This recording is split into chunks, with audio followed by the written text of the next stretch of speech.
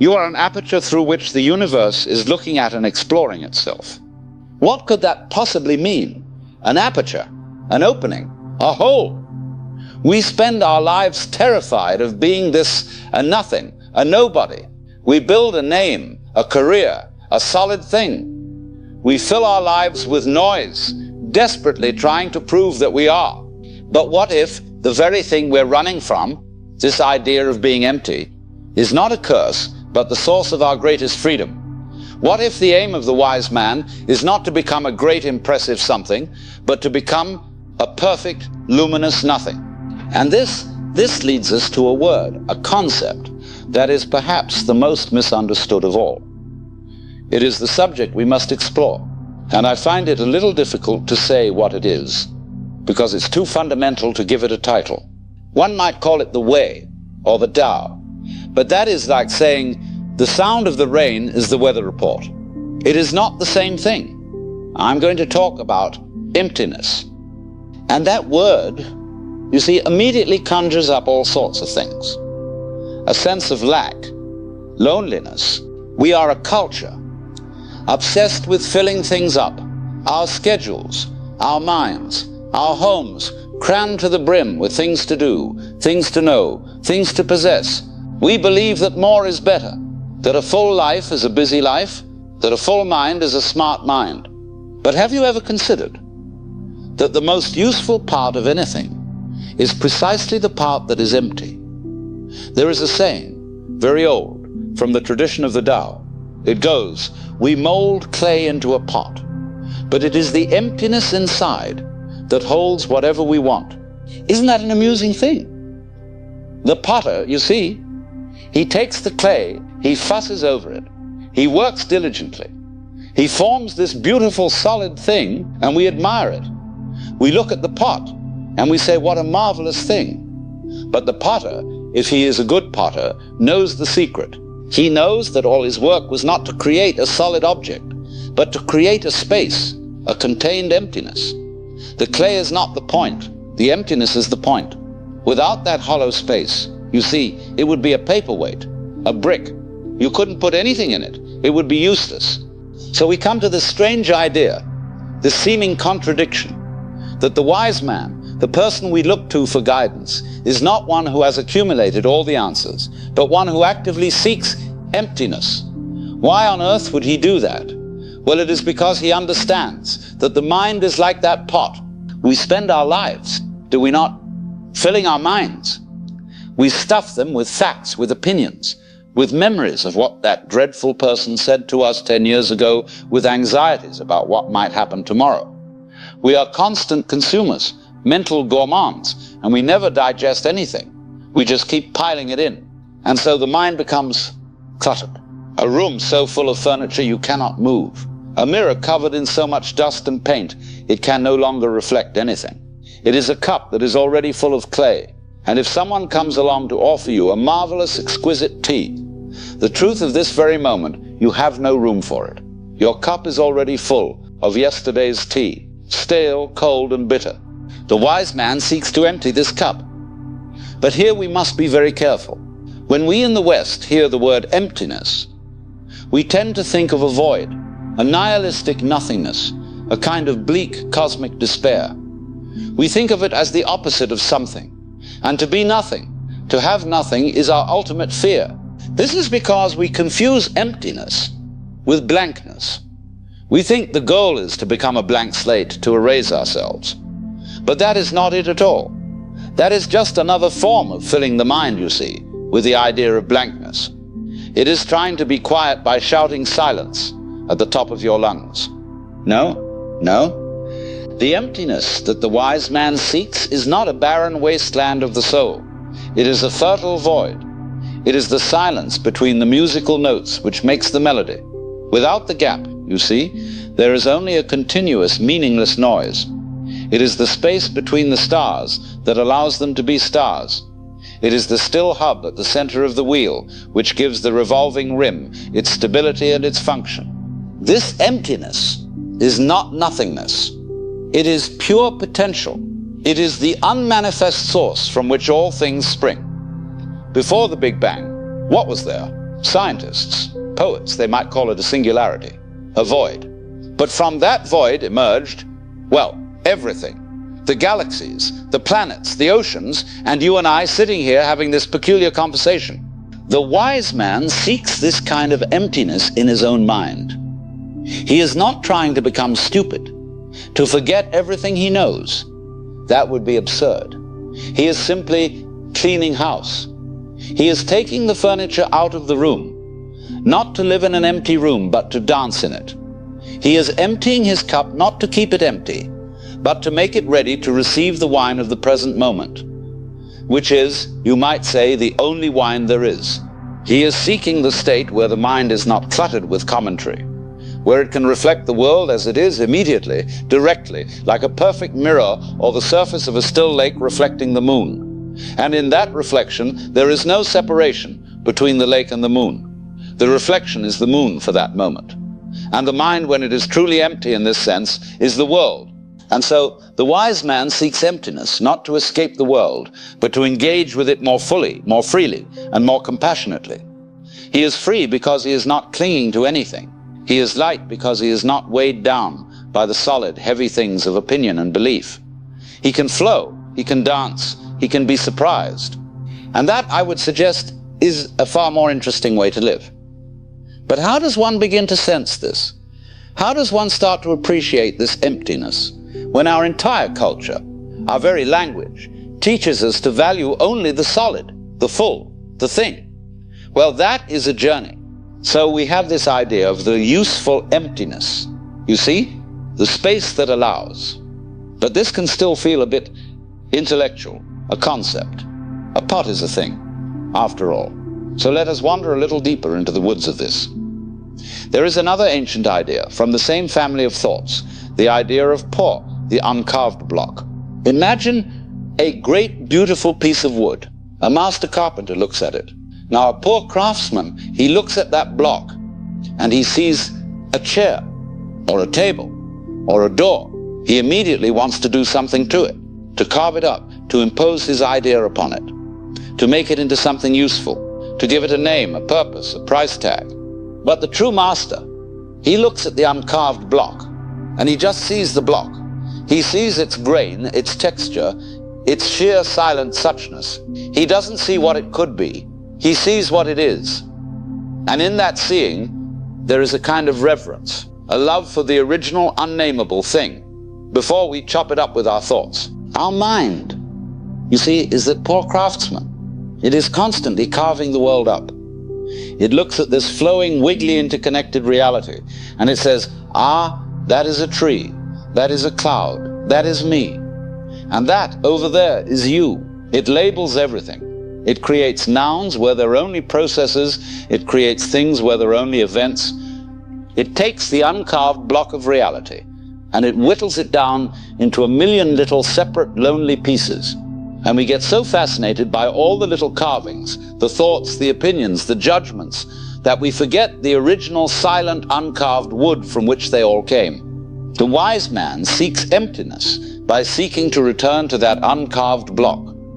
Not by becoming a blank idiot, but by ceasing his compulsive carving. He learns to look at the world without immediately slapping a label on it. He lets the world be what it is, in its pristine, mysterious, unnameable state. And this is where another beautiful metaphor arises, the mind as a mirror. A mirror doesn't do anything, you see. It doesn't store up images. It doesn't say, oh, what a lovely face, I shall keep that one, or good heavens, what an ugly sight, I must reject it. It receives everything equally. Light, dark, beautiful, ugly. It takes them all in with perfect impartial hospitality. And the instant the object is gone, the mirror is empty again, clear, ready for the next reflection. It doesn't cling. It doesn't regret. It doesn't hope. Now, is the mirror being passive? No. It is being incredibly alertly active in its receptivity. It is perfectly responding to everything that comes before it.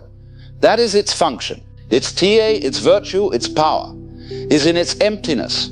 Our minds have lost this mirror-like quality. We don't just reflect a sad event. We develop a sticky residue called my sadness. We don't just reflect an insult. We carve a permanent statue called my grievance. We are storing up all the dust and smudges of a lifetime. And then we wonder why we can't see anything clearly anymore. We are trying to see the present moment through the accumulated grime of the past. The wise man seeks to wipe the mirror clean, not to have nothing reflect upon it, but to have it reflect perfectly. To have a mind that meets this moment, this person, this problem, this joy, this grief, freshly, directly, without the interference of all that old dust. He isn't indifferent. A mirror is not indifferent. It reflects the grief as perfectly as it reflects the joy. It is more sensitive, not less. It feels things more completely precisely because it doesn't cling to them, because it knows the feeling will pass and the mirror will be clear again. This is the great secret. Non-clinging is not coldness. It is the ultimate form of intimacy with the ever-changing flow of life. It is to be like water, which does not resist. It flows around, it reflects, it yields, and yet in time it wears away the hardest stone. Its softness, its emptiness, is its strength. So the emptiness we speak of is not a barren void. It is this vibrant, alive, mirror-like clarity. It is the uncarved block, rich with potential. It is a mind that has stopped its compulsive carving and has learned to just be, to reflect, to be the silent, spacious awareness in which the entire world is happening. And when you begin to sense that, even for a moment, you realize you are not something that is in the world. You are the space in which the world is coming and going. You are not the reflection, you are the mirror. And that changes everything. But how does one find this mirror? How does one stop the carving? Well, that is not a doing, but an undoing. So we arrive at the crux of the matter, don't we? We have this lovely image of the uncarved block, of the clear mirror. It sounds so peaceful. But then we look inward, and what do we find? Not a mirror, but a museum. Not a block of wood, but a frantic little curator. A shabby little museum with a very exclusive collection called Me, Myself, and I. This is the great hypnotism, you see. We have been put to sleep by the noun language.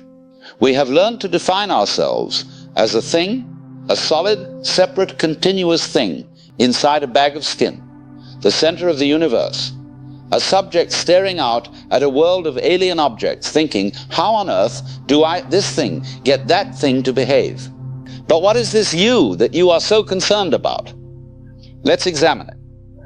Let's pull at the thread. You say, I am John, or I am Jane. But that is a label given to you at birth. It is a useful noise, a social convenience, like saying that waterfall, or this tree. But is that you? You say, I am a doctor, or a teacher, or a mother. But these are roles you play, costumes you wear. They are what you do. They are not what you are at the fundamental level. If you lost that job, that title, would you cease to exist? You say, I am my thoughts. But can you not also watch your thoughts? You can say, I am angry, but there is also a part of you that can notice, anger is arising. So who is the I that is watching the anger? Is anger watching itself? That doesn't make sense. You are not your thoughts. You are the awareness in which thoughts come and go, like weather patterns in the sky. You are not a static noun. You are a verb. You are a happening, a process, a field of activity. Think of a whirlpool in a river. It has a recognizable, stable form. You could give it a name. Old Whirly, you might say. He's been there for years. But is it a thing?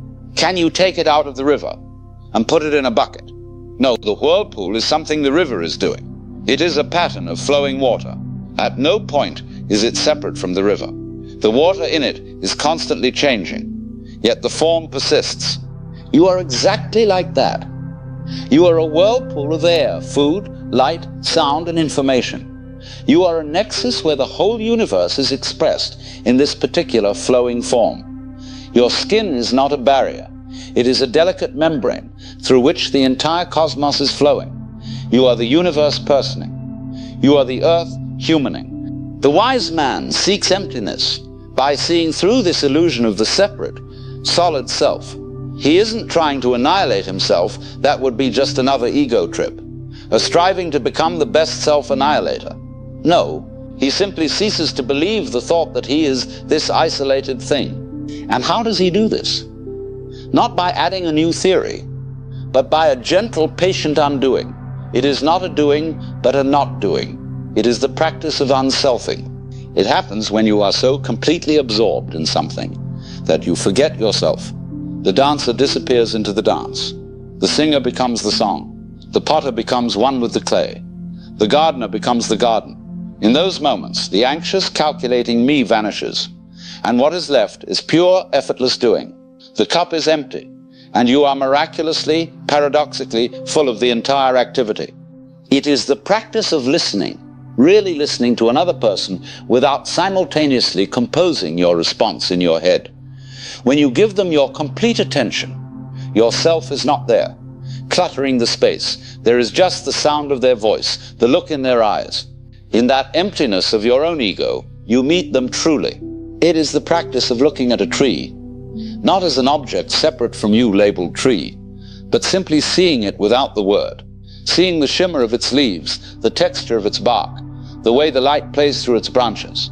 When you look without the label, you see the thing itself, and in that direct perception, the feeling of separation between the seer and the seen begins to melt away. This is not a grand dramatic attainment.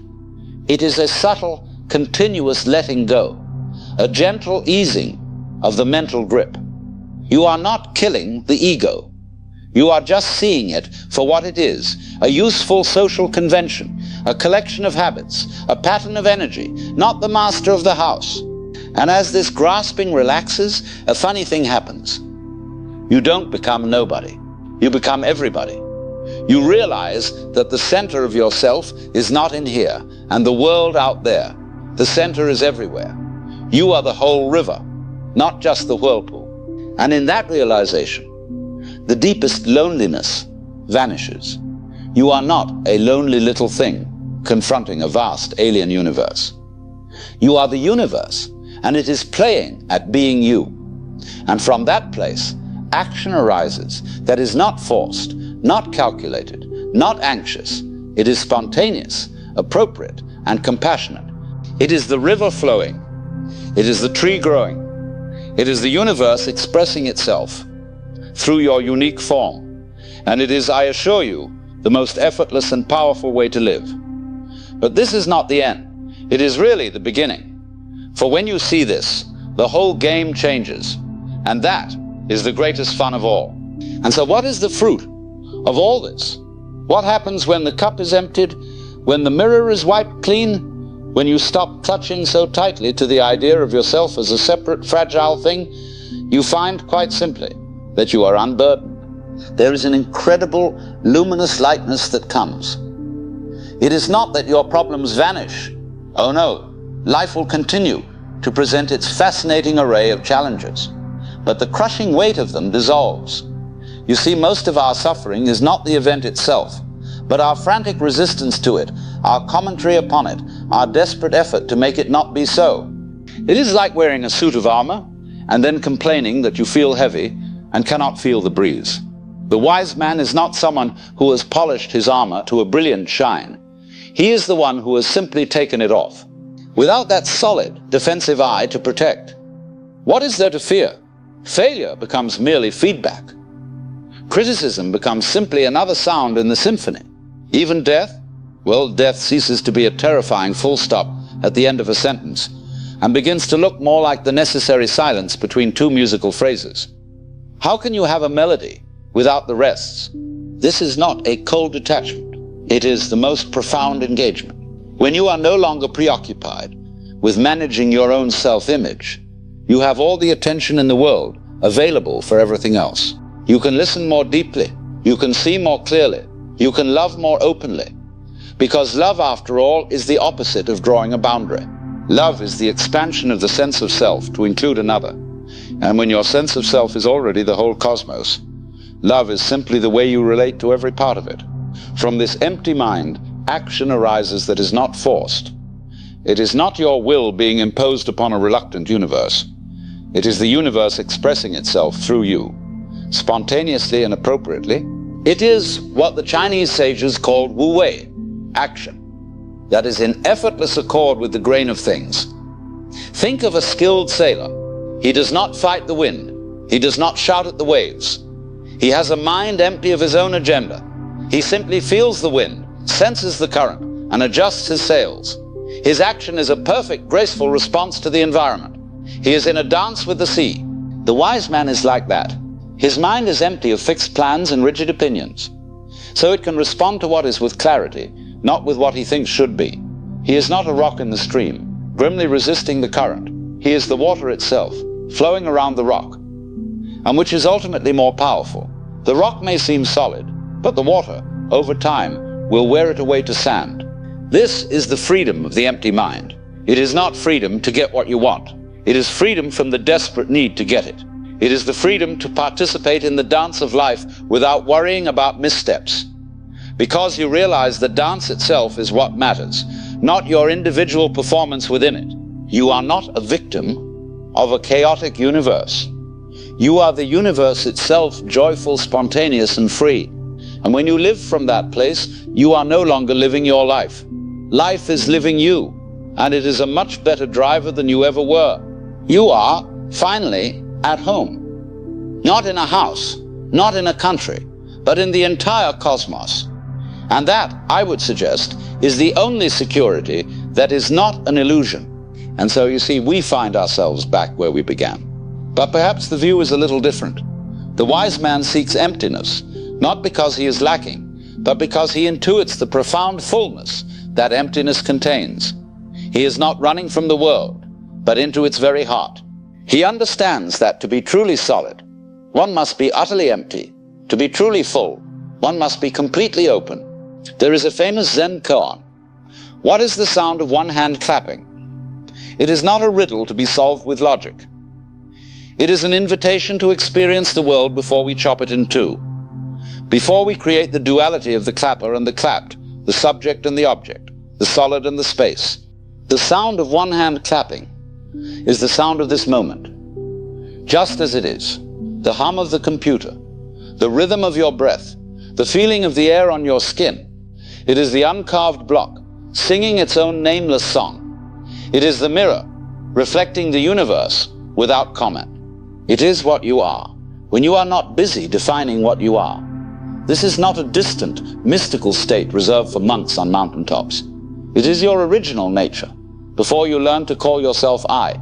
It is the feeling you get when you are so absorbed in something that you forget the time, you forget your name. In those moments, the cup is empty, and you are drinking directly from the wellspring of existence. So the journey is not one of acquisition. It is not about adding more knowledge, more virtue, more spiritual accomplishments to your collection. It is a journey of subtraction, a gentle, patient letting go of the layers of opinion, the armor of identity, the constant wearying effort to be a separate someone. You are not a lonely star in the blackness of space. You are the blackness of space itself, the immense, silent and fertile void out of which all stars are born and to which they all return. You are not a drop in the ocean. You are the entire ocean in a drop. And so, perhaps the most important question to ask yourself is not, what should I become, but what is it that I already am? What is this awareness, this consciousness that is reading these words, hearing the sound of my voice? Don't try to answer it with a thought. Just feel it. Don't define the mirror. Just be the clarity. The emptiness is not out there to be found. It is in here to be recognized. It is the very space in which your life is unfolding. It is the silence between your thoughts. It is the awareness that was there before you learned the word I. You are that silence. You are that awareness. You are that emptiness. And because you are that, you are also everything that appears within it. And so the dance continues. But now, perhaps you can hear the music.